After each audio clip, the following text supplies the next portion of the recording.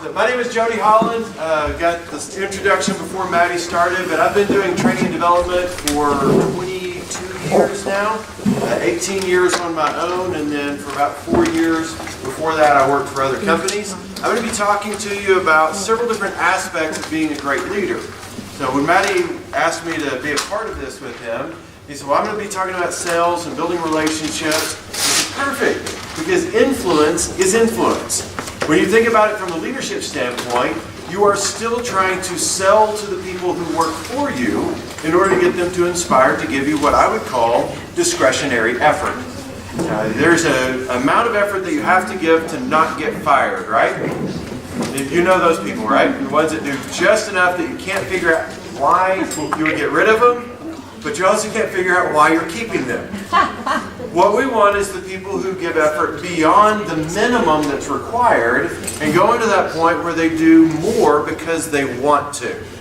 Not because you're requiring them to, but because they want to. In a previous life, one of my jobs where I did training and I wrote and developed training was the Boy Scouts of America. I loved working for the Boy Scouts because I did outdoor programs. Any of you ever been on a ropes course? I'm a ropes course designer, certified. I do not do that for a living anymore.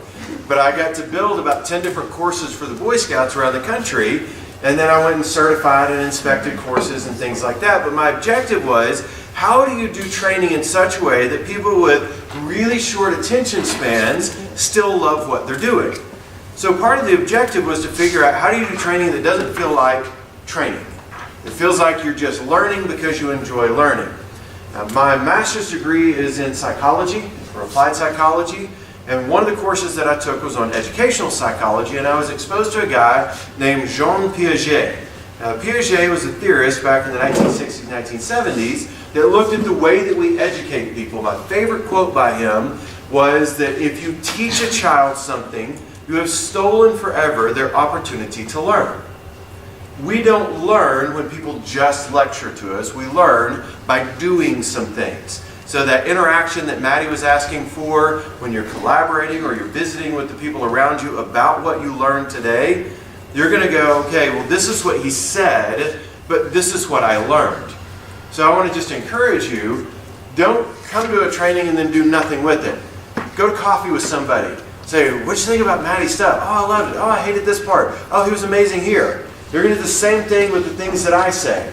Just think about them and make your own decision about what it means to you. Because what it means to me or what it means to Maddie is one thing, but what it means to you is everything.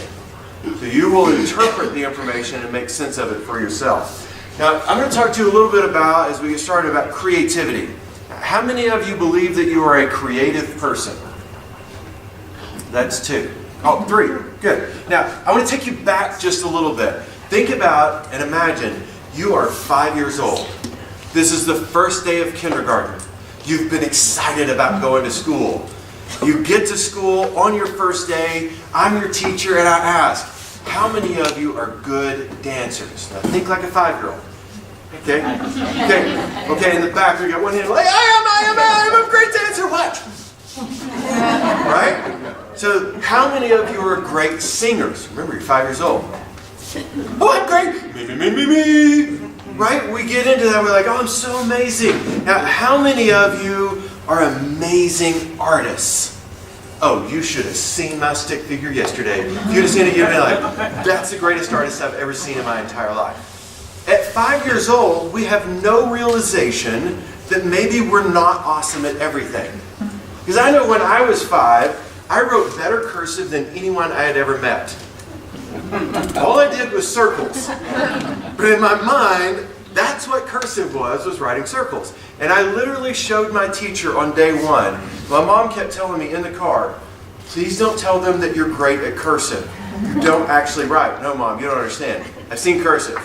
And I argued with my mom on the way to school that I was amazing at writing cursive, and then I demonstrated for my teacher. Now, my teacher could have said, sweetie, you're just an idiot. You really don't know what you're doing. So you need to just sit down, shut up, and pay attention. I have all the information. She could have, but that's not what she said. My teacher looked at me and goes, that's amazing. If we can just work on some of the way those circles happen, you'll be the best cursive writer I have ever seen in my life. So part of what she did as a leader goes along with Piaget's theory. We need reinforcement.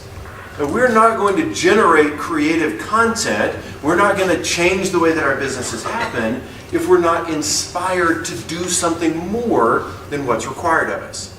So part of what we look for as humans is to be reinforced. Now, if you were to fast forward in your mind to, say, 9th, 10th grade, and I asked the question, how many of you are great athletes? Now, the ones that were actually in athletics or that were starters on the basketball team or the football team or soccer or whatever, you would go, yeah, actually, I am pretty good at that. I've been working my whole life to be amazing at this sport. So you would know I am now divided. I am the soccer guy over here, and these people, those are the nerds. So we know what our place is, and I kind of like the term clique, because we had cliques growing up, right? You knew when you were good at something and you knew when you were bad at something, but how did you know? Did somebody tell you? Yeah, you got positive and negative reinforcement.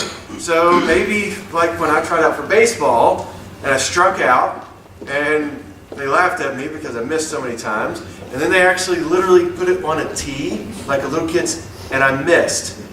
The coach goes, hey, Holly, come over here.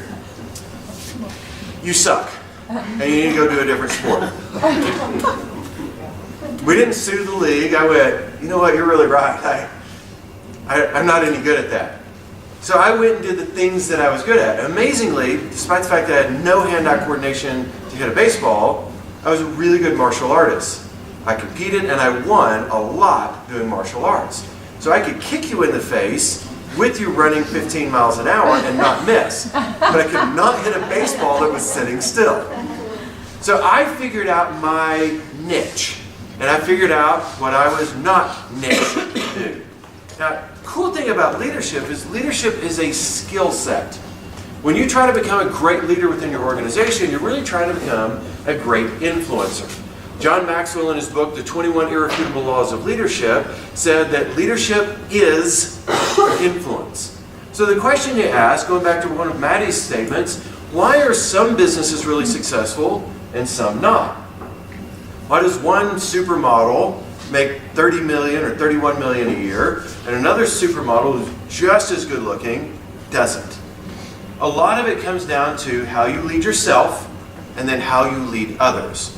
I think about Gary Vaynerchuk. Pretty crude in the way that he talks, but that dude has built an empire.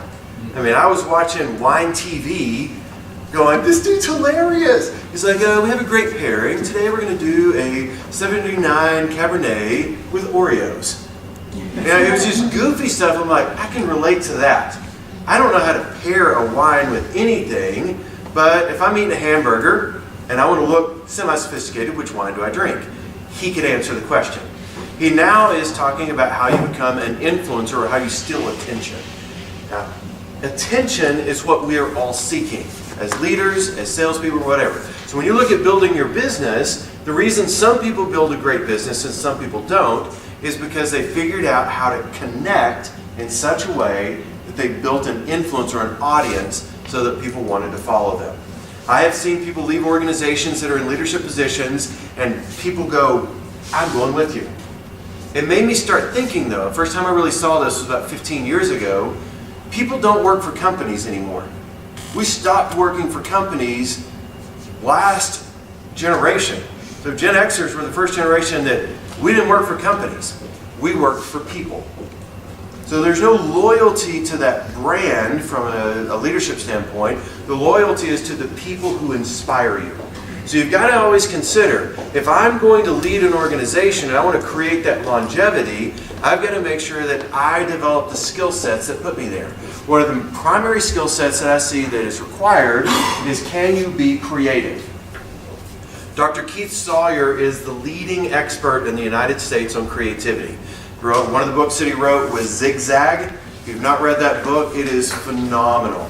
If you would like to read a kind of an academically stuffy version of that, read The Psychology of Creativity. I read both of them. Zigzag's much easier to stomach and a lot more enjoyable of a read. But read one of those 2 books by Dr. Keith Sawyer. Also look him up on YouTube. Horrible speaker, great content. So just so you know, he's not interesting to listen to, but the content is phenomenal. He goes through and outlines what the specific characteristics that you have to follow, or the stages that you follow to become creative. What I liked about his book Zigzag is that we a lot of times think, okay, I want to be creative, like I want to write a book. I've written a few books. The first book that I wrote was called My Judo Life, and it took me 9 years to write that book. 9 years. I am 108 and I've written 16 books, right? The first one was the hard one because I didn't know the creative process.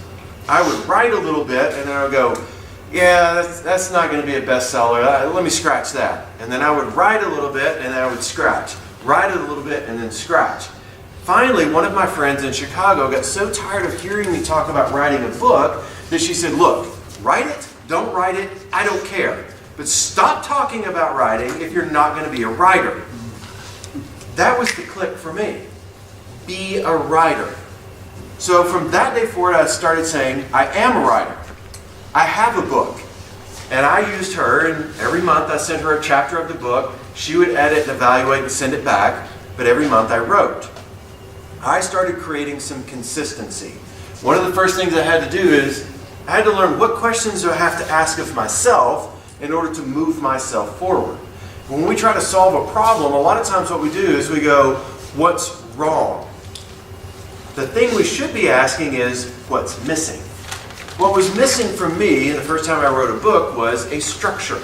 I needed to be able to have somebody that held me accountable, which is known as extrinsic motivation or external motivation, and I needed to have a system in place. The ebook that I just finished writing, I haven't even put it out yet, is How to Write and Self-Publish Your Own Book. It's about 20 pages long, something like that, with cool graphics and everything. But it talks about the process of writing. In 2014, I decided I wanted to do something I'd never heard of anybody doing, which was to write a new book every month for a whole year. So in 2014, I wrote 12 books. That's how I got to my 16 books much faster, is I'd written My Judo Life, and then I wrote Leadership Evo, and then I wrote 12 more books. So I was at 14 books then at the end of 2014, and now I'm trying to write a book a year. That's kind of where I'm at this point. So when you start deciding I want to write, or I want to lead, or I want to whatever, you ask the question, what is missing for me to be the best at X? Not what is wrong. When you're solving a problem, the biggest mistake that Sawyer says, that several other theorists out there said, is we look at the problem, not the gap. Now the gap is, here's where we are, here's where we want to be. All I need to know how to do is build this bridge. If I can figure out that bridge, I'm good. Now, Maddie coached me for a couple of years in my business when I first moved to Amarillo, and he still helps me out back and forth on email campaigns and things like that. But as I've learned from him, he's really good at asking, what is it you're trying to accomplish? Not just, oh, do you want to do a newsletter? Okay. The act of a newsletter isn't what I would buy from Maddie. What I would buy is market share. So when I do leadership training, people are not going, I woke up today and I went, I want to do training. Let's put people through training, because when you say training, people go, yes, we're going to training. No, they don't. In fact, a new client that I took in yesterday in Lubbock, I started asking some of the people, I go, so when they told you you're going to training, what was your first thought, honestly? They went, crap. That was their first thought. Consistently, it was crap.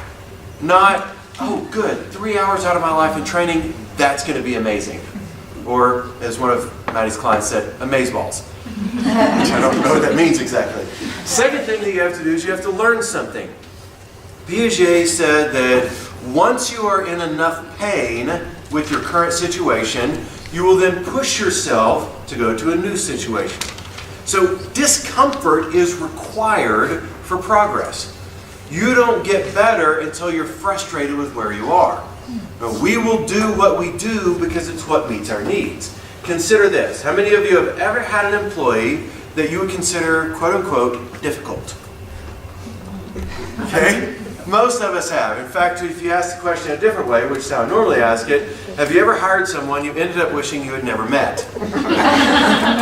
Yeah, I think most of us have hired at least one person in our career where we go, you know what would be awesome? If you didn't exist. Like ever. Like I never met you and I never had to go through this. That's what we really want, is we want the problem to go away. But we don't get the problem to go away until we ask good questions and then we learn something new. You have to start pushing yourself beyond where you are right now and push yourself into where you want to be. The reason that I don't make the kind of money that Tony Robbins makes or that Zig Ziglar made is I haven't learned what they learned yet. The more I've pushed myself to learn, the easier it's become. Is it better with that off? Oh, or just hot? Okay. So the third thing you have to do is you have to look. The answers to most creative solutions are really close by. Now think about this. How many of you have ever experienced a turnover problem in your business? Where people left and you didn't want them to? First thing that we normally ask, and IBM has the best video on this, first thing we normally ask is, how do we get them to not leave, right? Problem is, we normally will go straight to money. Well, we don't pay enough. We should have paid them more. If we paid more, they would stay, because what's the most common excuse for why people leave? More money. They offer me more money. This is what I said to a CEO recently at a hospital. He goes, well, we got a big problem in our dietary department. This turnover is killing us because they're going other places and making more money. I said, oh my gosh, are you telling me that I could start a dietary recruiting company and make a holy fortune? He goes, what? I said, are you saying that somebody is sneaking into your hospital, going up there, hey, see how you're washing dishes there? It's pretty awesome. You ever consider leaving here and going to work for us? We have dishes to wash as well. He goes, that's the stupidest thing I've ever heard. I go, isn't it though? People are not leaving for money. There was that they looked for another job. They literally decided to go look at other jobs, apply for those jobs, interview for those jobs, and negotiate for more money. Then they came back and told you, they offered me more money. When you look deeply at what a problem is, you have to figure out what the root cause of the problem is, not what they just said. Now, one of the exercises that I do when I do team building is called crossed or uncrossed. And the way that I do that is I have everybody sit in a great big circle, and I say, I'm going to take these objects commonly referred to as, you guys are good, and I'm going to arrange them in a specific way, and then I'm going to pass them to the person on my left. And when I do, I'm going to say either crossed or uncrossed. They're going to take the pins, they're going to rearrange them however they want to. They'll pass them to the next person, they'll say crossed or uncrossed. I'll tell you if you're right or not. The key is to figure out the pattern as to why it's crossed or uncrossed. And once you figure it out, keep it to yourself. Don't tell your neighbor. It's way more fun for that one person that we go around 6 times and still can't get it. So, let me ask you, is that crossed or uncrossed? It's crossed. It is crossed. Very good. Why? Your legs are crossed. Right. Did I ever say look at my legs though before when I explained it? No. No. So what you'll find is, and it's easier to tell when I'm standing up because that's awkward to stand that way. What you'll find is that people focus very heavily on whatever you put in front of them. We do the same thing as leaders. When an employee comes in and says, look at this problem. Most of the time the problem is somewhere else. It's not the first thing that they bring up to you. I had a fire chief call me one time. He said, hey, I've got a question for you, and this may need a little research, but is it okay if I kill people that work for me? And I said, I'm going to go with no, but you're friends with the chief of police. Why don't you ask him? And he goes, yeah, he already told me I couldn't do it, nor could I borrow his gun and make it his fault. So I just thought I'd get a second opinion from an HR guy. Can I kill people? I said, why don't you tell me what's actually going on? Once I learned what was going on and I looked a little bit deeper by asking questions, what I found was he was frustrated with the millennial generation. This was 2008 because he had pulled all his people together, was doing this meeting, and this young person who was just on the fire department said, Chief, I don't think that's right. I think this is really the way we should look at it. And no previous generation had ever spoken up like that. Well, you got to look a little deeper, and you can't just go, oh, those dang millennials. What did we teach our kids? Speak up, right? So what are they doing? Exactly what we taught them to do. They learned to play in the game the way that they did. So when we're looking for the problem really isn't with the millennials. The problem was we taught our kids to behave this way, but we didn't teach adults how to handle it. So we haven't taught the leaders how to lead that generation based on what we taught that generation to be when they grew up. The fourth step, and this is my favorite one, you got to play. What Dr. Sawyer says is that if you don't learn to play and have fun with your work, you will never be successful. The first time that I learned this lesson was 2003. Now, end of 2002 is when I finally got my head straight again after 9/11.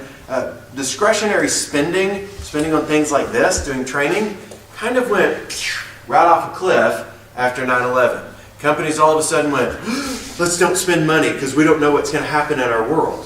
So they stopped spending training money.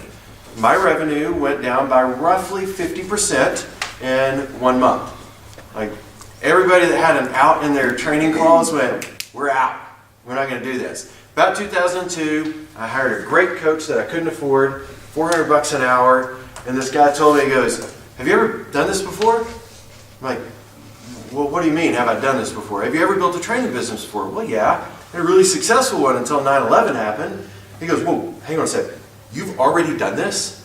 And you have some revenue right now? I'm like, well, yeah, I mean, still had about $140,000 a year in revenue, but you know, that's way down. I've got staff members and I've got all this stuff I've got to worry about. He goes, I'm just really confused. If you've already built it from nothing and you have something, why aren't you doing what you did before? I don't know. He goes, stop making it so dang serious. He used a different word than dang. Play a little. He said, what do you have to lose at this point? I mean, your business, your home, your car? Hey, you get new stuff. Worst case scenario, the bank says, hey, give us all our money back, and you go, I don't have any, and they take all your stuff. I'm like, yeah, that is actually the worst case scenario, and one has me completely freaked out. He said, so if you already know that you're possibly in that situation, why don't you just play a little? He said, what's your favorite board game? I said, Monopoly.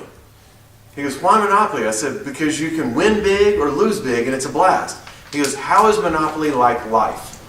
I said, well, it's just like life. I mean, you're traveling on the road of life. You're trying to buy what you can buy. You're trying to invest in yourself and in your businesses. And when people do business with you, you're trying to increase the value so that they pay you more. He goes, think of your business the same way. Learn to play a little bit. What are the possibilities that could be? You know, the day that I started playing in business instead of taking it so dang seriously is the day that everything went right again. I had all of my revenue and then some back in less than 90 days. Really wasn't that hard. Now, I followed a lot of what Maddie teaches on your business models and on the sales process. I just had a different guy teaching me at the time. It's the same thing. Build relationships, ask for the business, deliver more than what you were paid to deliver. Ask for more business after that. Since that point, almost all of my business comes from referrals. Maddie reached out to me and said, would you like to do this with me? I'm like, absolutely, that sounds awesome. Hospital CEOs tell other CEOs, you should hire this guy. It's really worked. But I asked them to give me referrals. It's just a game. When you look at your life, when you look at your leadership as a game, it gets a whole lot easier to do because you don't have to take it so dang seriously. When you're solving a problem, what are the possibilities? But what if it goes right? So that's the question I would encourage you to write down. But what if it goes right? So often we ask the other question, don't we? But what if it goes wrong? So what? Right now you got nothing. Chances are you'll have all of it at the end. Right? But if it goes right, you'll have a whole lot more than that. Oops. So this number 5 is think. Now, I love to think. I love to dream. I love to plan. The end of the year, I absolutely adore because it's when I get to evaluate everything that happened this year and plan for what I want to do next year. But there's two terms that I want you to understand. The first is metacognition. The researchers out there right now are talking about how within our educational system, when we really ramped up standardized testing, we cut off the fourth component of thinking, which is metacognition.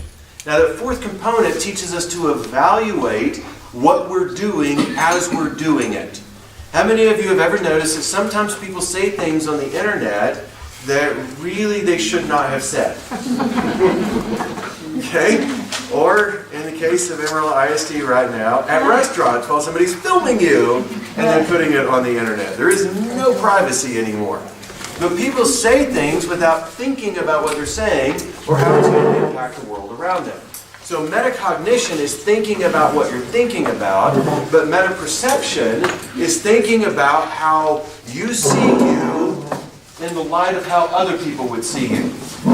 As a trainer, I always have to think about when I present, how am I presenting myself, and what is that going to mean to other people? So I can't think of it just from, oh, this is really good content and you need to know it. I have to think about how are you adjusting to the content. How many of you believe that we give off signals with our nonverbals? Several of you do? Okay, can I get a volunteer? Any volunteer that is willing to come up in front of the room and let me just kind of describe you from a nonverbal standpoint? I know you want to. You just nervous. Will you? Okay, come on up here. He saved me. When I started thinking about people, one of the things I wanted to do is I wanted to start learning how do you understand and connect with a person. So you can look at them, and I'm going to describe the psychology of a person based on your face. Tell me your name again. Nick. Nick, Jody. Pleasure to meet you. My pleasure. Okay, so a couple of things that you see about Nick. You see that little ridge that sits on his forehead? So from a psychology standpoint, our facial structure is a representation of our belief models or the way that we think. So when you see a ridge like that, that means that Nick likes to put things into systems. He's got his own rules and his own systems for the way that he does things. They may not make sense to you, but they do to him. And he's going to keep things systematic. Oh, good. Well, I hope it does, because you see this little line on his chin right here, right there? That's a verbal affirmation line. So when he does something, he would really like you to notice how awesome it was and point it out. He doesn't need an empty compliment, but he does need you to notice, hey, I worked really hard on this and I went above and beyond. So that's affirmation. When you see the eyebrows, they're pretty much flat.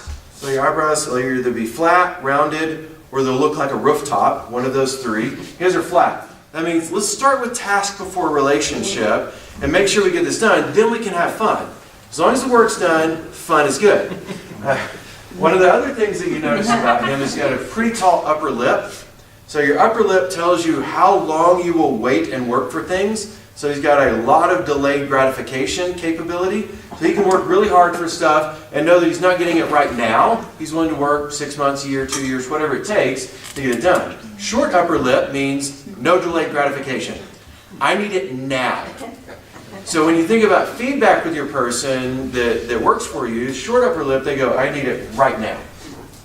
He's generally optimistic in his work life. This side of his face over here represents what he thinks about at work. That side of his face represents what he thinks about in his personal life.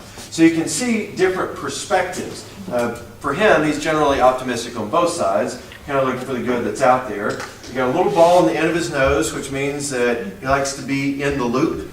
That's what that ball means, is in the loop. Don't leave him out of information. Don't catch him off guard. Make sure that he is prepared with what he needs to know. He's got a flat forehead across, which means he's logical in his thinking and decision making before he's emotional. So he wants to know, tell me the process, tell me the steps, let's look at this logically. And then his chin is squared off, which means that he's driven by goals and accomplishments. So his meta-perception kind of mindset is, did we get done what we were supposed to get done? That's how we measure us. So that is Nick. Thank you very much, Nick.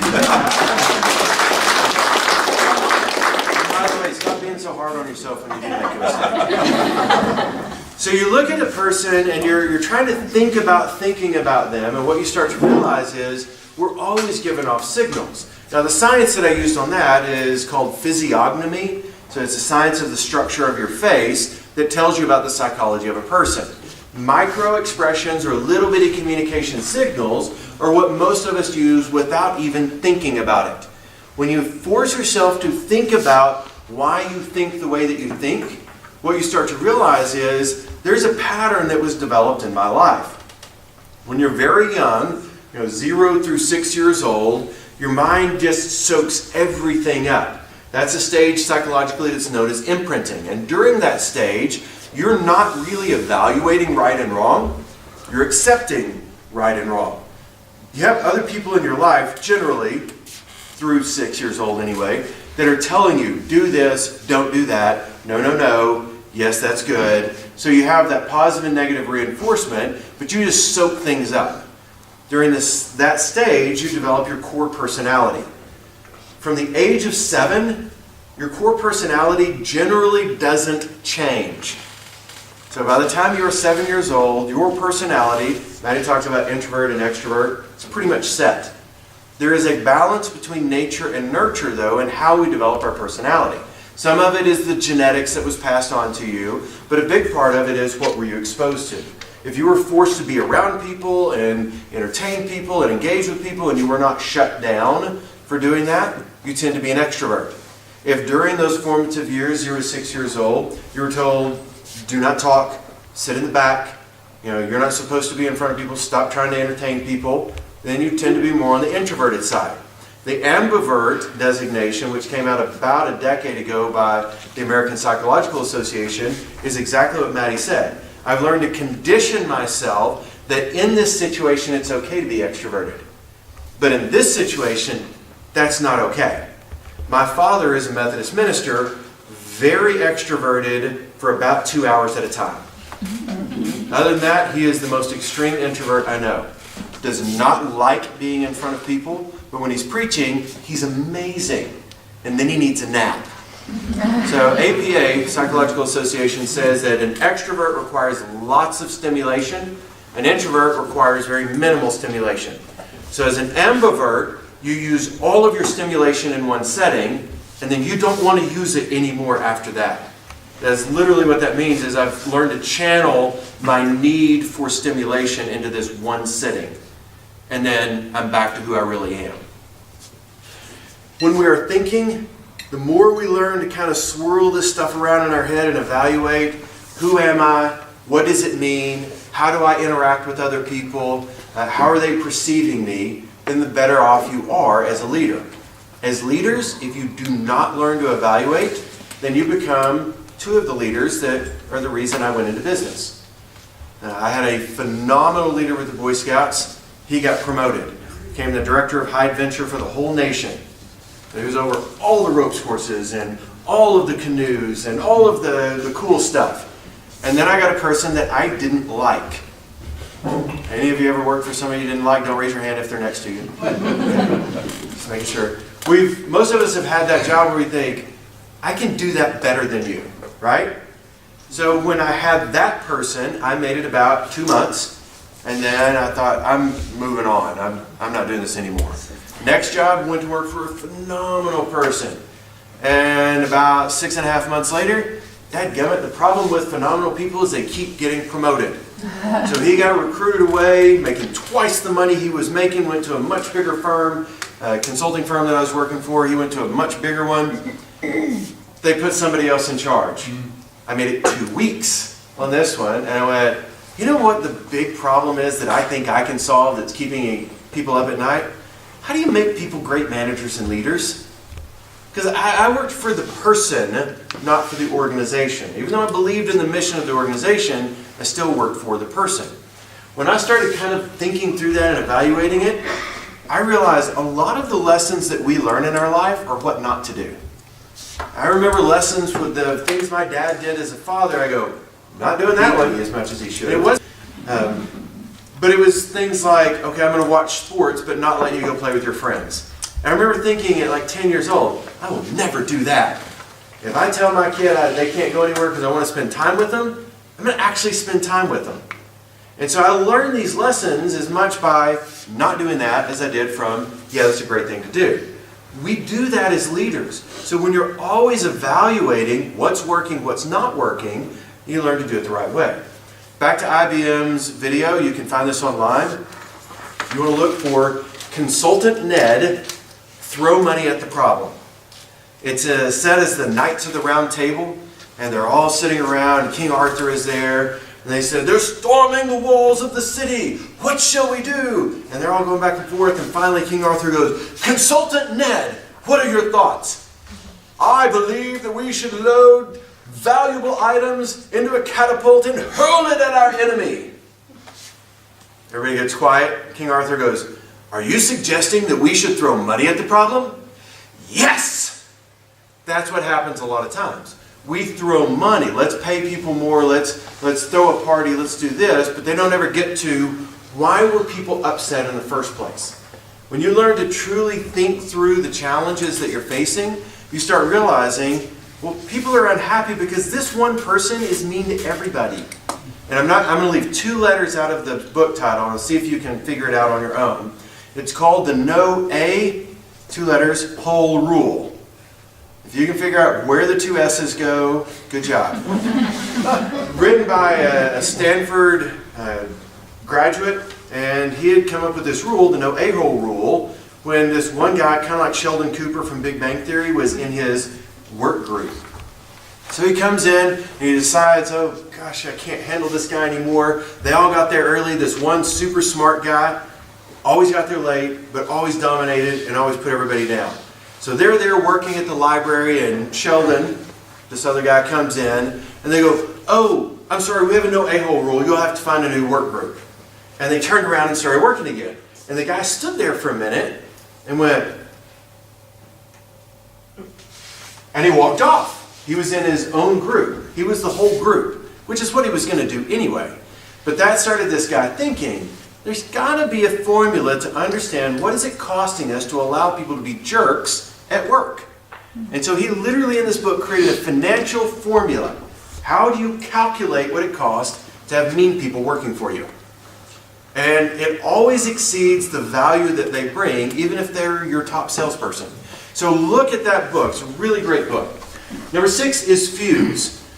My best ideas are not original. If you look at the iPhone, how many of you have a smartphone? Any smartphone? Okay, most of you. A few of you still have your flip phone, but most of you have a smartphone. The one-button design, all Apple did was remove the rest of the buttons and make it touchscreen. And the Palm was already touchscreen with the buttons. They did not create the mobile phone. They didn't create the smartphone. All they did is made a 10% change to it. Most of the best ideas in our world are not brand new innovations. They're taking something that was already there and modifying it a little bit. As a leader, it's the same way. It's not revamping your whole culture to make people want to work for you. It is just changing one little aspect. You know, if we just did X, for example, Boeing is one of my clients, and I've got them in 4 different locations. And one of the things that we implemented, and this is pretty epic, so you may want to take notes on this, Friday barbecue. We dropped turnover by 50% by cooking hamburgers every Friday at lunch. That was also the most common day for people to skip work, because they wanted a long weekend and they started it Thursday evening with drinking and then felt like not coming to work on Friday. So we did a 90-minute barbecue every Friday, gave them an extra 30 minutes for lunch. We bought hamburgers, spent something like $40 for the maintenance crew to have hamburgers every Friday, or chicken, or brisket, or whatever. What was really cool though is 30 days into this, the people who were really good at cooking anyway started going, hey, I'm going to smoke a brisket overnight. Is that okay if I bring that for everybody?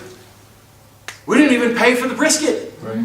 So we got to the point where people were bringing food every Friday because they connected. What we said is, what do they like? They love spending time with each other. What else do they like? They love to eat. And we didn't let them drink beer at work, but we did let them eat and spend time with one another. So we fused their ideas with the other. Walgreens is probably the master of fusing ideas for creativity in business.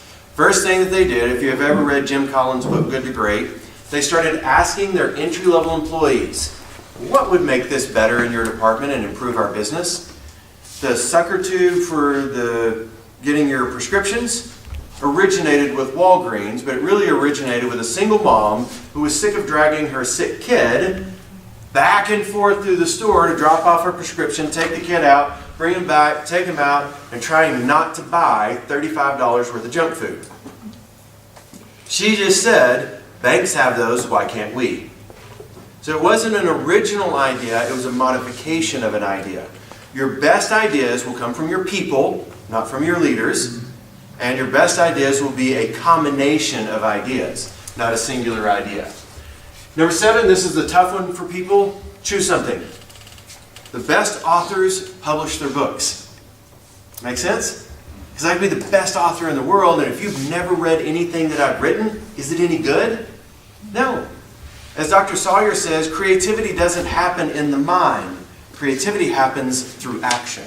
So you've got to be willing to take action to make something happen in your business. How many of you think that Google's culture would probably be pretty cool if you could afford it? Like napping pods and providing lunch for people and wearing beanies when you're new there and dressing however you want to.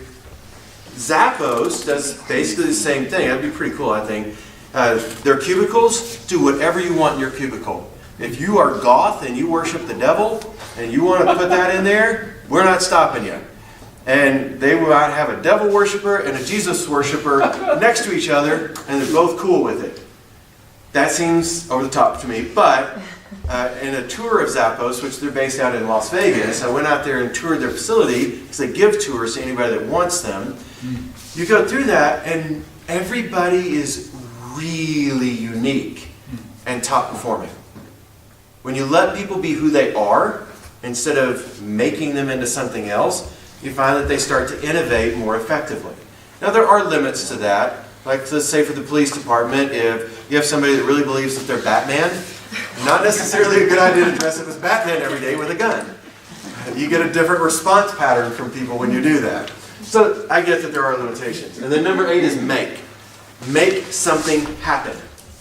As a leader, you are a creator. You create opportunity, you create drive, you create innovation. We live in a society that right now, Amazon is taking over Walmart. Walmart is doing stuff to try to compete with Amazon because they've stolen so much of their market share. Here's what's really cool about small towns and Amazon. A lot of the millennial and Generation Xers, they want unique stuff.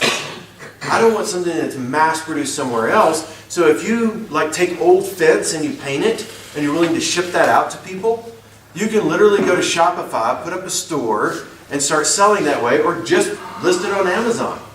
I have friends that make great money taking other people's junk from their garage sales, putting it on Amazon, and selling it for 5 times what they paid at a garage sale. That's their job. That's a job? That's amazing. Doesn't matter where you live when you sell online. So as a leader, you innovate, but you do stuff. You can't just have a great idea and not do anything about it. You have to actually take some action. The second piece of this, in the click model, is you have to lead your team. Well, a big part of leading your team is figuring out how do you lead you.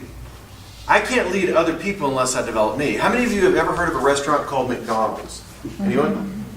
A couple of you? Good. Who started McDonald's? Ray Kroc. Say that again? Ray Kroc. Fantastic. Dick and Maurice McDonald started McDonald's. She was exactly right. Dick and Maurice McDonald had a dream at 17 and 19 years old when they moved out to California. What was it? This should be easy. Hamburger. Go into the theater business. Exactly right. What they really wanted to do is to be the greatest thespians the world had ever seen. So they rented a theater. They started putting on plays and productions. They were okay. Obviously not great, because 4 years later, when they were still living in the theater and putting on the productions, the owner of the theater finally said, look, you're 9 months behind on your rent. That's all the room I can give you. You've got till Friday. Get out. They owned a car, thank goodness, because that was their home for a while. And they were driving around trying to figure out, well, what do we do now? Obviously the theater business didn't treat us right. What's next? That's when the hamburger idea came up. They saw this old abandoned like drive-up place and they go, oh, we could open a drive-up restaurant, right? So what did they serve when they opened it? By the way, they convinced the owner of that land to give it to them for 6 months rent-free to get their business started. They were great negotiators in the beginning. Mm-hmm. So they opened up this drive-up restaurant, and what did they serve? You guys should know this one. Say it again. Hamburgers. Hot dogs and Cokes. Very good. The only two things on the menu were hot dogs and Cokes. They had the fastest service that anybody had ever seen. Even other people who served hot dogs and Cokes didn't do it as fast. 60 seconds from the time that you took it out of the gear, because that's where the gear shift was back then, and rolled down your window, they would take your order, go get the number of hot dogs and Cokes you wanted, and bring it back to you. 60 seconds on roller skates. It was amazing. They created what they called the speedy service system.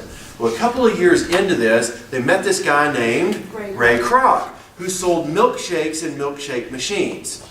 That was the business that Ray Kroc owned. And one of the people that he convinced to do business with him was Dick and Maurice McDonald. Now, McDonald's at that point was making $250,000 in profit, one location. Ray was like, this is amazing. You've really got to expand this. And they go, okay, all right, Dick, you run that one. I'm going to go over here and I'm going to run this one. 2 McDonald's. They've now got hamburgers, hot dogs, French fries, Cokes, and milkshakes. By the way, what machine is broken more than any other machine at McDonald's? The milkshake machine, right? Just a side note. So he decides to go open a second one. The first year it's open, $250,000 in profit. Other one's still making $250,000. Now in the 1940s, these are some of the richest dudes out there, making $500,000 in profit between the two of them. It was unbelievable. Ray was like, holy cow, you've got a franchise. Franchising was not brand new. So who was the first franchise owner? Scared to answer now. Are you scared to answer? Everybody's been right so far. Ray Kroc. Ray Kroc, fantastic. It was Neil Fox out in Phoenix, Arizona. That's the very first franchise owner. When he tried to call his place McDonald's Restaurant, the McDonald brothers looked at him and went, why would you do that? Nobody knows McDonald's in Phoenix. Call it Fox's Place. So the first McDonald's franchise was called Fox's Place. And it went out of business in under 6 months. The next one failed, the next one failed, the next one failed, the next one failed. Finally, the McDonald brothers go, franchising a McDonald's, kind of a stupid idea. We're done. We're just going to run our 2 restaurants. Ray goes, I want to buy a franchise. I've got a guy that wants to buy my milkshake company. I'm going to sell it to him. I want to buy a franchise. I still believe this can work.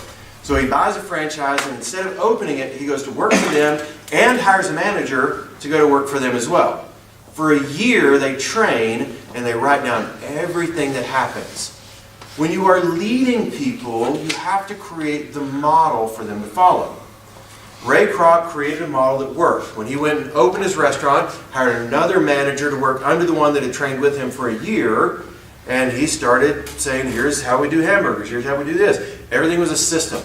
McDonald's is the most predictable franchise that has ever existed. 4 years after buying his first franchise, he approached Dick and Maurice and said, I would like to buy the exclusive rights to franchise McDonald's worldwide. They go, what do you give us? $2 million. That's 4 years of revenue, by the way, in case you're doing the math from the 2 restaurants. And they went, done, son, we're out of here. They sold McDonald's for 4 years of net revenue. That's like 5 years net is really what you should get for a basic business. They sold it for 4, so they lost their negotiation skills at some point, took the $2 million, and the rest, as they say, is history because Ray Kroc did phenomenal. But Ray Kroc doesn't make money off of food, does he?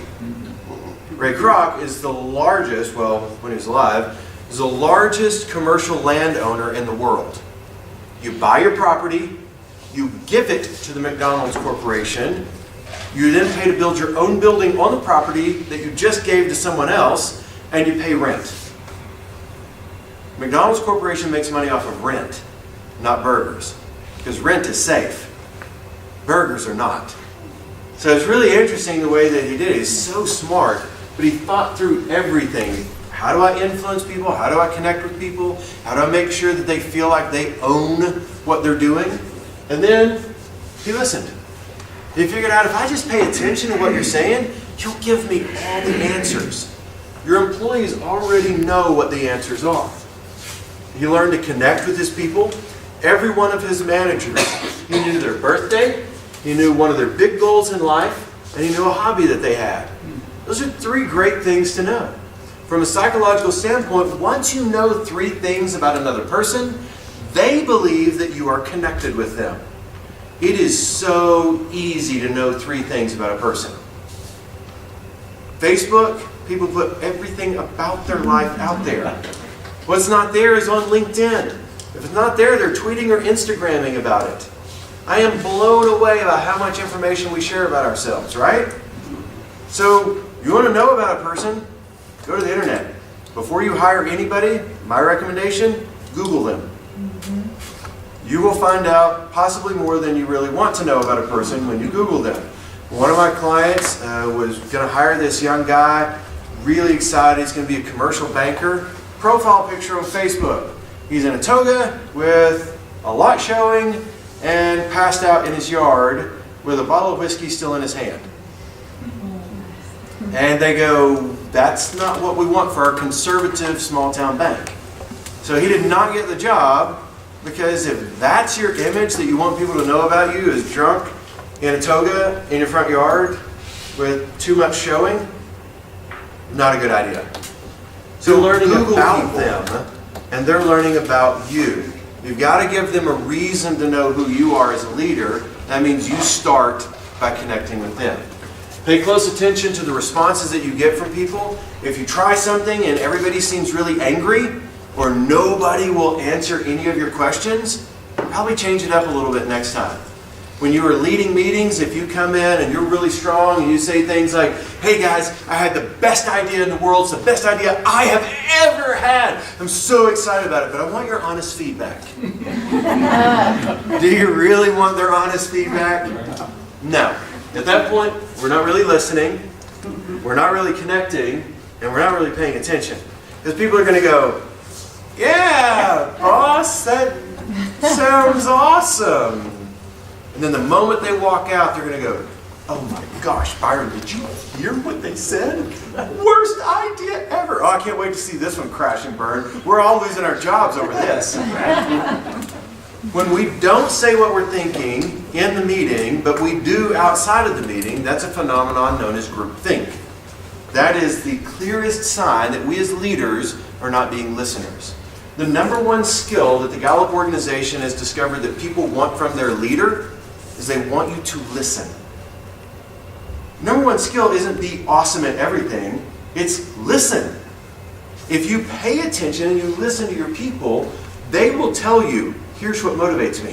And here's a really cool question, and I ask this of anybody that I've ever hired. When you go to work here, what do you need from me in order to give more effort than is required of you? And they go, what? I go, when you go to work here, what do you need from me in order to give more effort than is required? Like, what do you look for from your boss so that I know how to adapt to you? As a leader, I don't look at people and go, look, this is who I am, deal with it. No, you have to go, okay, well, I'm the leader, but that means my job is to connect with you and pull you. It's not to push you in a direction, it's to inspire you to want to go in a certain direction with me. Motivation will always begin internally. Motivation is both internal and external, or intrinsic and extrinsic, but it begins inside. You really have 2 brains in your noggin. You have the neocortex, which is the outer brain that wraps around the limbic center, what a lot of people refer to as the crop brain, or the primitive brain. All emotions are housed in that internal brain. And the final decision that you make will be in the crop brain. Why do people do stupid stuff like crime? Well, it's not because they're thinking logically, you know what? I think I'll break into this building next to the police station and see if they've got any cool stuff in here. No, they think with that primitive brain and they go, they got stuff I wanted. And they go. It's emotion, not logic. If we all thought logically, we would have very few problems in our world. If you've ever met someone that nobody can get along with, they are not evaluating metacognition. Hey, look at the response I'm getting when I tell people they're idiots. Maybe I shouldn't do that in the future. No, they just do it and they go, if you have a problem, it's your problem, not my problem. All emotion. So think about those two different sides of it, the neocortex, external brain, and then the internal brain, the limbic center, or what's known as the primitive brain. How many of you believe that men and women process the world slightly differently? The men are like, is it okay if I raise my hand on that one too? We do. When we're developing, first stage I talked about was the imprinting. Second stage is modeling. That's from 7 to 14 years old as we develop. But the third stage is where things get really different.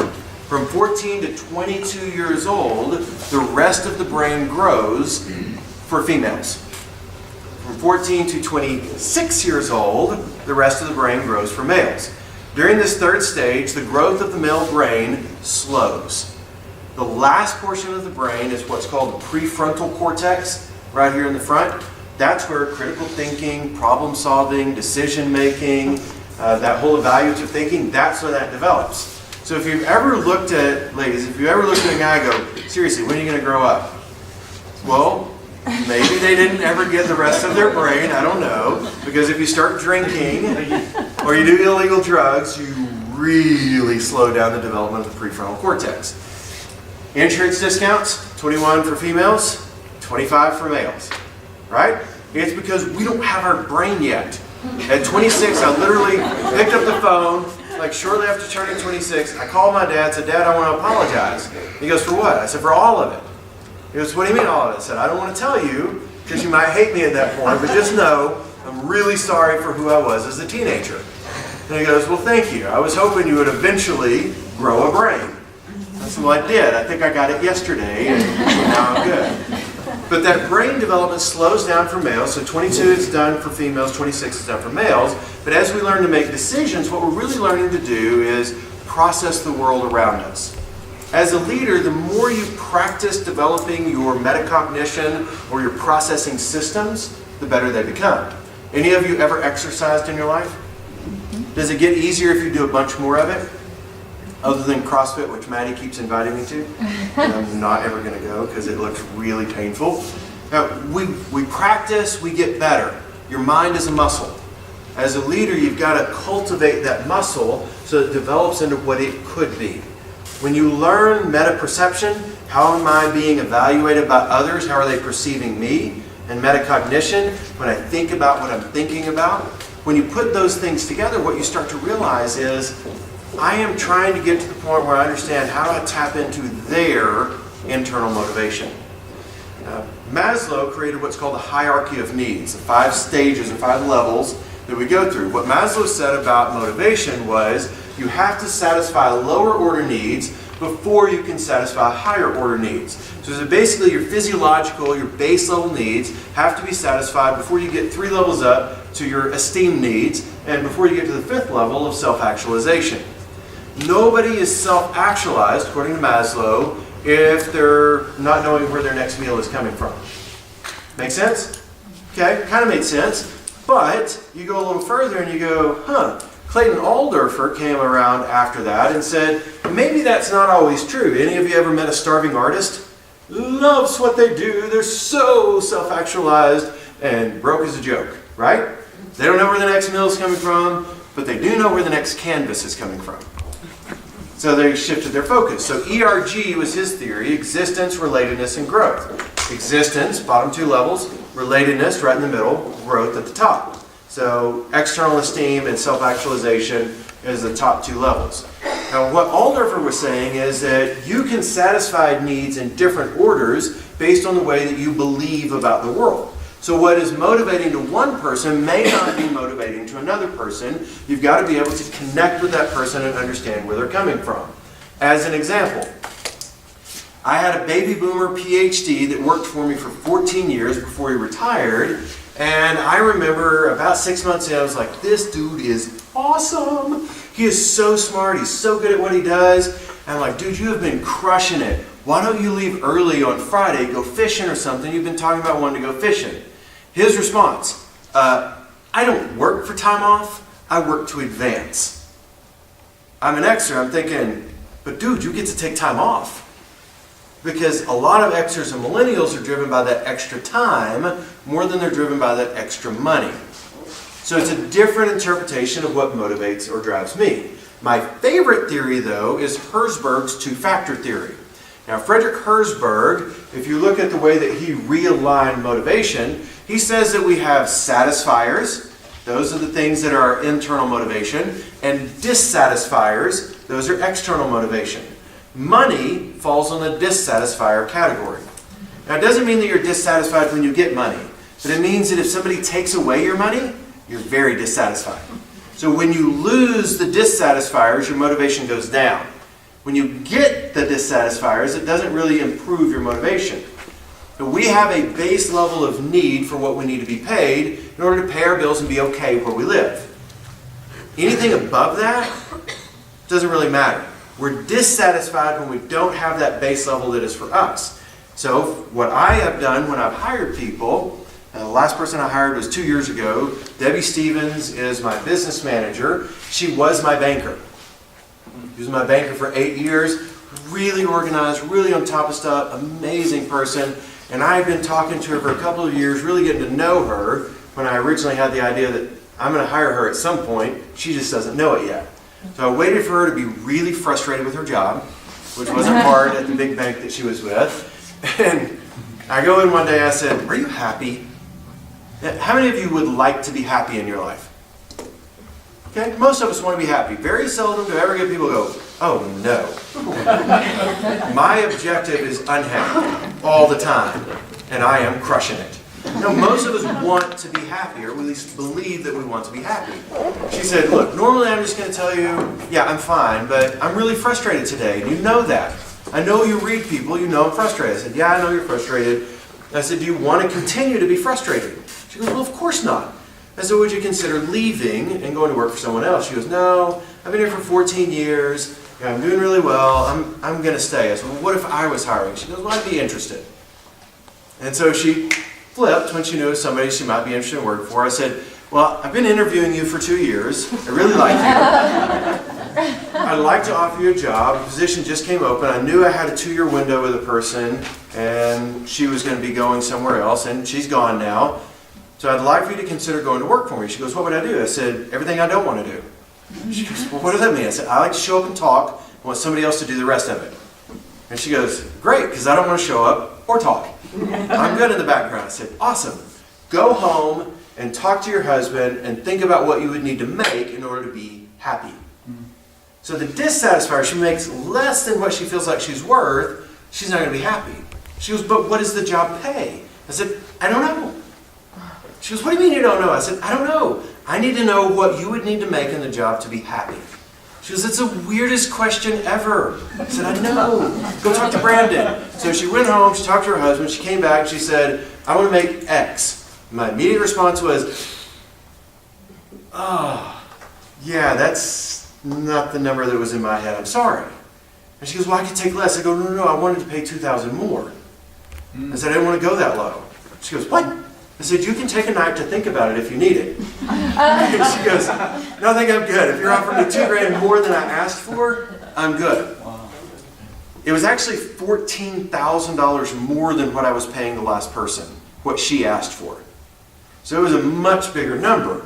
The reason I offered $2,000 more, which I was kind of hoping she would ask for less, but she's worth every penny.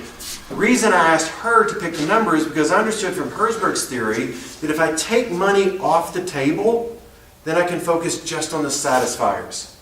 I can focus on praising her and validating the work she's doing and inspiring her to learn and grow. So there's 3 basic things, and you may want to write these down, that you've got to get for a person to get them motivated. Thing number 1, autonomy. People want to be at least somewhat self-directed in their job. I don't know a single human that goes, "Gosh, if I could be micromanaged, that would be awesome." Nobody wants that. And what Maddie and I were talking about is entrepreneurs get like a triple dose of "please don't manage me." So we want autonomy, some independence, some control over our job. Second thing that we want is competence. We want to know that we're getting better at something and that people see that we're getting better at that. So we need that validation for being good at something. And the third thing is connectedness or relatedness. We need to belong to something bigger than us. Working purposely, like Maddie talked about, being a part of a team that you connect as, this is my family. I think one of the beauties of small towns that big towns don't have is you really work harder at creating your family unit at work. So you work with people for 15, 20, 30 years or more because that's your family when you're not home with your family. Those are the people you have a relationship at work with, and you want to make sure that everybody's happy. So autonomy, competence, and relatedness. As Simon Sinek puts it in his talk Golden Circles, which you can look that up on YouTube, he said, we want to know why. That's what we're really looking for. So when we're going to inspire people, they want to know, why do we exist? Dell computers versus Apple computers. You guys have heard of both, right? Okay. What did both companies start as? I'm not tricking you on this one, I promise. Computer companies, right? So Dell makes great computers. Apple makes great computers. When they started out, they made computers. What does Apple make now? Everything. If Steve Jobs would have existed a little bit longer, you wouldn't have TV the way that you have it right now. His philosophy was, I was put on this earth to put a ding in the universe. I don't want to do anything that doesn't revolutionize an industry. So with computers, he revolutionized the industry, and as he said in his commencement speech at Stanford University, if it weren't for Apple, Microsoft wouldn't have such good fonts right now. Because his study of calligraphy inspired him to want to create different font options on a computer, which originally there was one and no other options. So he started figuring out, how do we do that? Well, the first person to do that, first group to do that, that was actually IBM. But IBM thought, well, it's just on our printers that we make, so it really doesn't matter. So Steve Jobs really has to give credit to IBM to say, Apple wouldn't have had fonts and Microsoft wouldn't have had fonts if IBM hadn't figured it out and he hadn't done calligraphy. Fusing ideas together, he ended up creating multiple font options. He created the iPad. It wasn't him, it was his team, but it revolutionized the tablet industry. Created the iPhone with a single button, which created the cell phone or smartphone industry. He created the Apple TV, which Roku and all these others came after them, and smart TVs, changing the way that we watch television and opened up the doors for companies like Netflix. You think about the things that he did, Steve Jobs looked for innovation. His company was not based on creating a product, he was there to be an innovator. Michael Dell created great products, he still does, but he's a computer guy. They make computers, that's what they do. Sinek says if you work for why, we're here to innovate or to be revolutionaries, then the product is irrelevant. You'll find success because you know why you are there. So an exercise that I would encourage you to do with your teams is to start to figure out, why are we here? When you ask that question, not what do we do, not how do we do it, why do we do it? When you ask the question why, you find the answer to how to create that purpose or that internal drive for people. Motivation is not that tricky. If you just pay attention to people and start listening to what they want, you start figuring out the why has to do with their emotions, crop brain. We make centers, crop brain, within the human mind. We're not really making logical decisions. I didn't look at my wife and go, you know, I made a list of the top 10 attributes that I was looking for in a woman, and she fits all 10 of those. So I believe that it's time that I ask her to marry me and then ask her name. I didn't do that. I met her at a dance at McMurray University and I went, wow. And I went up to her and I said, hi, my name's Jody. I'd really like to take you out on a date. And she goes, you're weird. And I said, yeah. And she goes, all right, I'll go out with you. Because weird was something she was good with, apparently, and forward was what she was good with. I took her out on our very first date, and there was other parts that led up to that. I actually knew her mom for a year before I asked her out, and her mom and I were friends. But when I finally asked her out, I took her out on a date, called my dad, woke him up, midnight. I was 19 years old. And I said, Dad, I found the woman I'm going to marry. He goes, why? I said, she cost me $2 for a date. It was awesome. And he goes, are you drunk? No, not tonight. I'm not, I promise. But there was just something emotional about that connection that I had with her. That's why we really make decisions. I could try to rationalize everything that I wanted, but when I looked at her, I went, she's the one. And we've been married 24 years, it'll be 25 years this next summer. She's still the one. And it was because of the emotions, not the logic. Because I will tell you, I do not think getting married is logical. It does not cut your expenses in half. That's what everybody says, but it does. It triples your expenses to be married. I went from driving a new sports car to a $200 pickup I bought out of a field so that I could buy her a new car. That is not logical. Okay? Firebird to a Toyota pickup? Not a good idea. But I did it, and I was so happy to do it. And I keep buying her new vehicles, and I keep buying her things that I think will make her happy. Really, that's my love language, is gifts, so it makes me happy. But I do it because of that emotion, not rational thought or logic. Rational engagement, this is the logic or the prefrontal cortex. Once a person has an emotional connection to you and your organization, you then have to give them good reason to want to perform. And if I am consistently giving Debbie a raise because she does a good job and exceeds my expectations, if I treat her nicely, if I provide a good environment or a good culture for her to work in, she will then rationalize, this was a great choice to leave Chase Bank and go to work for this guy. But if emotionally I got her excited about going to work for me and I give her no logical reasons to stay, I don't give her raises, I don't take care of her, I don't provide a good culture, how long is she going to stay? Most cultures are messed up. The average employee in the United States today, if you look, they don't stay very long with companies. 25% of employees will make it 5 years with a business. That's it. And then they're out. 50% will make it to 2 years. And that's despite the fact that our economy wasn't good for a really long time there. So when the economy is better, you actually get more turnover, not less. So you've got to work hard to create an environment where people go, I want to be here. Going back to my Google reference, when you think how cool it would be if you had napping pods, why not? I had a napping couch in my office when I had an office, and now everybody works from home. They can nap on their own couch. But I told people, hey, if you need a nap, that's kind of off in the corner, the light goes off, feel free to take a nap when you need one. It's like, what? I'm like, yeah, I mean, I take a nap every day because it's really awesome, and I'm good at it. I've been practicing for years. It's a 15-minute power nap. I feel good. I get going again. I'm back at work. What's wrong with that? Say, hey, if you ever get stuck on something, go do something outside of the walls of the business to get your mind right. We had a disc golf course across from my office in Abilene, and if we ever got stuck on solving a problem, we'd go, grab the discs. Let's go play. Really? Like, yeah, by the time we hit 4 baskets, we'll have the answer. And we would get out of that environment and do something that's different. I'm not saying you should tell all your employees to get up and leave their desk anytime that they want to and go get ice cream when Baskin-Robbins shows up here. I am saying, though, moving around, collaborating, changing your space up makes a big difference. One of the reasons that co-working spaces are becoming such a huge thing in the United States is we need an environment that's not a cubicle and is not isolated. We have raised 2 generations in a row now, the Xers and the Millennials, of people that don't like to be alone.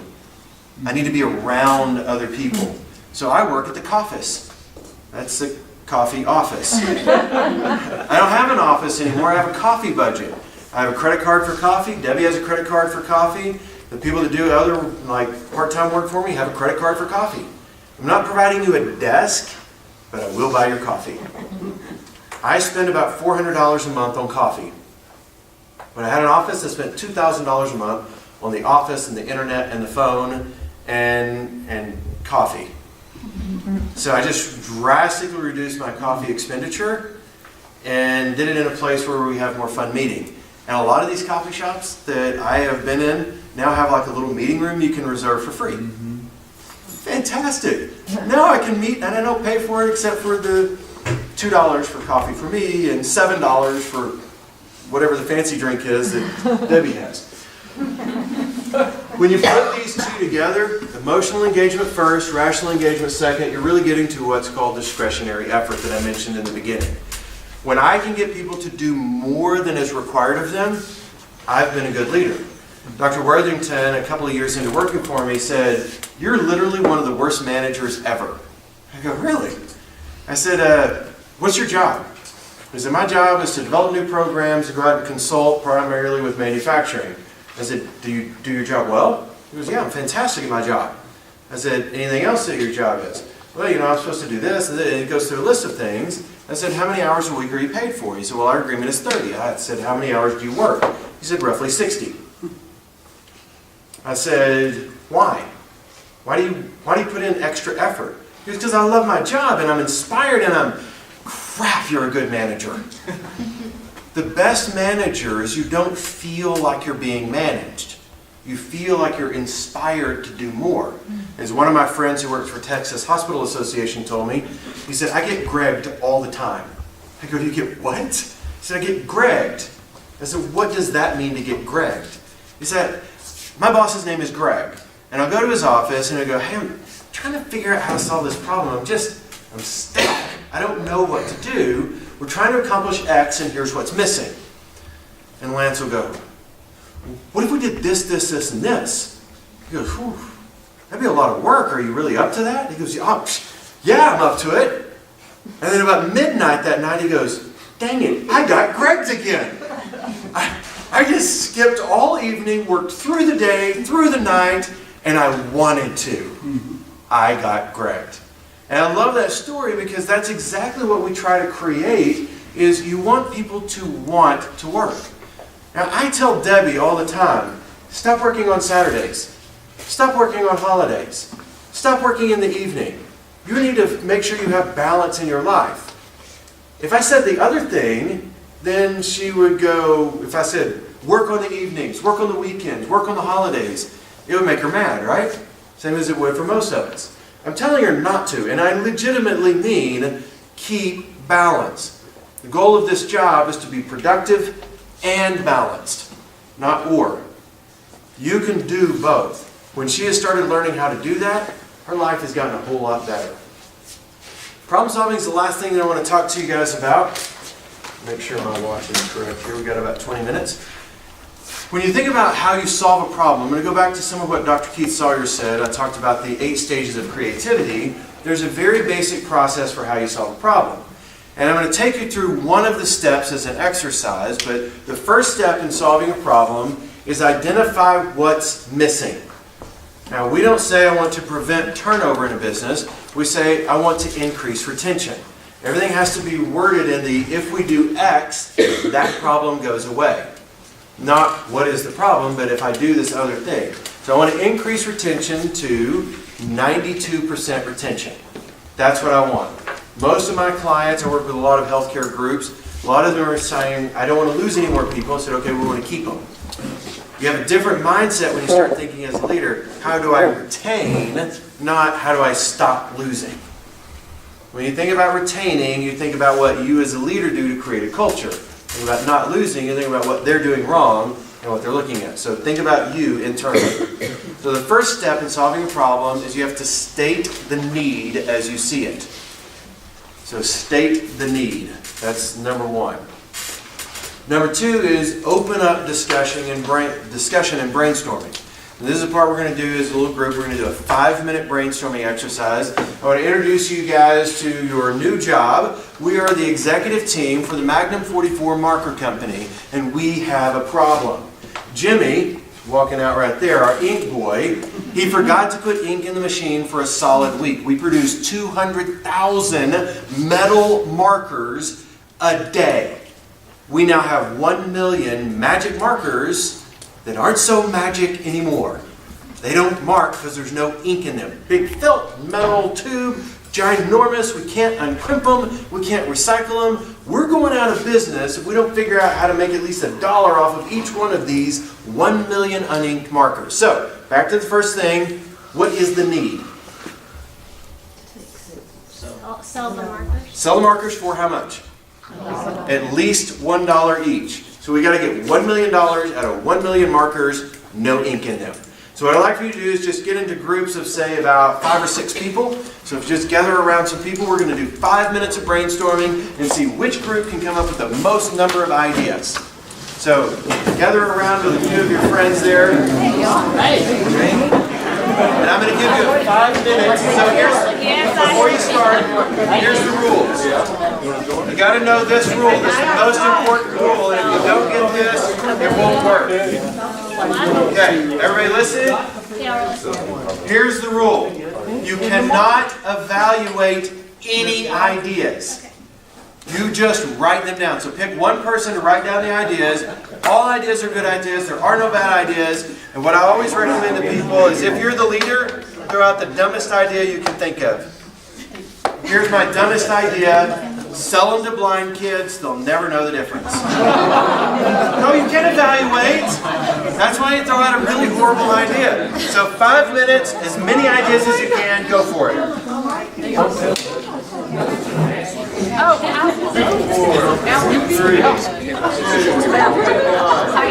good job. Count up the number of ideas. Let's see who won. Got 11 ideas right here. How many do you guys have?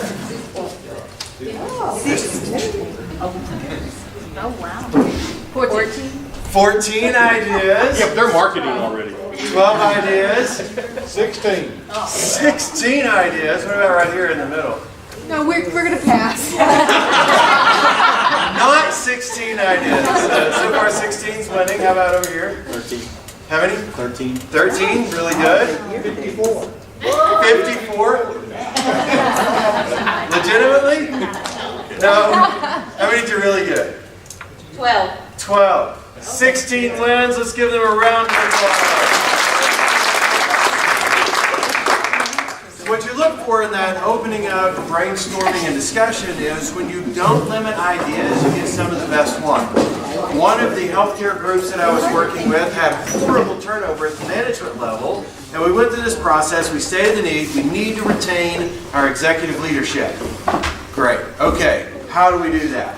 One of the ideas that was thrown out is, let's go rafting every year. Right? Can you imagine throwing that out to your boss? Like, I really think we'd get better retention if we went on a rafting trip. I know we provide long-term care for elderly people, but rafting makes a lot of sense. Guess which idea they went with? Rafting. The next year we did their executive retreat, and we went rafting as a part of it. You know how many people we lost on the executive team in that 12 months because you had to be there the whole year to get to go rafting? 0. We went from 100% turnover to 0% turnover the next year. Then the CEO, not very bright, said, yeah, we're not going to do that. We're not really losing anybody, so we don't need to do that. We went back to 100% turnover. Then he went skiing the year after that. He's like, okay, this works better. So we kept doing those executive retreats in cool places, and I do that with a lot of businesses because people want to stick around because that's cool. I went to church a lot of times, one, because I was required by my father, but two, because if you didn't go to youth group, you didn't go snow skiing. So you had to go to the youth meetings a certain number of times to go snow skiing. The L, which is the third piece of this, you got state the need as you see it, that's S. Open up the discussion and brainstorming, that's the O. Then the L is let go of what won't work. Is it legal? Is it moral? Is it ethical? Is it possible? It is not moral, probably not ethical, maybe not even legal to sell these to blind kids. So we're scratching that stupid idea off the list. So when you're letting go of what doesn't work, you're saying, is it legal, moral, ethical, possible? It has to pass all 4. If it doesn't pass all 4, it's off the list. The V then is vet the remaining ideas and combine them. So you're going to take what Sawyer said. It's not one original idea. It's usually 2 or 3 things like, oh, we could do some of this and some of that. We could blend these together, and you get your final idea. So vet the remaining ideas and combine. And then the E in here is evaluate the results. If you don't go back and look at what you did and determine did it get us what we wanted, you'll never know if it was worthwhile. If it was wrong, what do? Do something different, right? You don't have to beat yourself up. Learn your lesson, move forward. If it was right, pat yourself on the back. You did a great job. But you have to evaluate. If you don't do the first and the last, the stuff in the middle doesn't matter. State the need. Evaluate, did it work? That's the two ends of solve in solving the problem. So make sure that you use the right process in doing that. Now I'm going to wrap up. I have a YouTube channel where I put out free content every week. So if you're looking for stuff for your business, every Monday, every now and then on a Tuesday because we have a holiday or my video guy is not available that day, we produce a new video, usually 5 to 10 minutes. You can use it for development with your staff, totally free. So if you'll go to this bit link, bit.ly/JodyTube. If you say JodyTube sub, it'll take you right to subscribing. But go subscribe to the channel, get new content every week. And I will literally, I've got 255 weeks mapped out of the content that I'm going to produce. I'm taking books that I've written. Every chapter I'm doing a video summary of the chapter. So one of the books that's back there, and you guys will all get a book before you leave, is Yay, I'm a Supervisor, Now What? So you're in that position where you're in charge, but you need to know what you do about that now. I have a book study that goes with that. It's great for your company, bit.ly/Yay Supervisor. So YAY Supervisor after bit.ly/. That'll give you a video summary of every chapter, the discussion questions, and it all goes with the book. That book is on Audible and iTunes as well. So if you don't like to read but you do like to listen, you can go buy the audio version of it, or you can read it. If you got Kindle Match, like Amazon Prime Kindle Match thing, it's free. Just go download it. You don't even have to pay for it if you've got that. So I'm going to give each one of you a book. That's kind of part of what we wanted to do that Casey had a great idea on. So there's different subjects back there. There's some stuff on sales. There's some stuff on leadership. Some stuff on management. There's a time management book called Just Make Time. So there's a number of books. I didn't bring all of my different books, but please feel free to grab a book. And then I'm going to leave a few extra books with Casey to pass out to whomever she would like. I brought more than what should be required. If you are interested in any of the events that I'm doing, and I do several things with Maddie throughout the year, bit.ly/Jody Events. And that'll take you right to the events page of my website. We do a big conference every January. We do some retreats. We do some cool stuff like that. So I'd love to have you as a part of it. And I want you to remember just a couple of things from today, just making sure you get this. Number one, people work for people, not for businesses. So when you as a leader become who you need to be, people will stick with you forever. Number two, leaders are learners. They're always learning and growing and developing some aspect of who they are. You've got to a lot of times have pain of knowing something wasn't working before you're excited to learn, or you've got to be like me and just be obsessed with learning. I have read more than 500 books on business and over 500 books on leadership and management. Why? Why not? I got the time, I travel all the time, and I do a lot of audio books.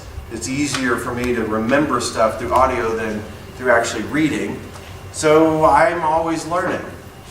When you position yourself to continuously grow, you will always have the next opportunity to make a positive impact.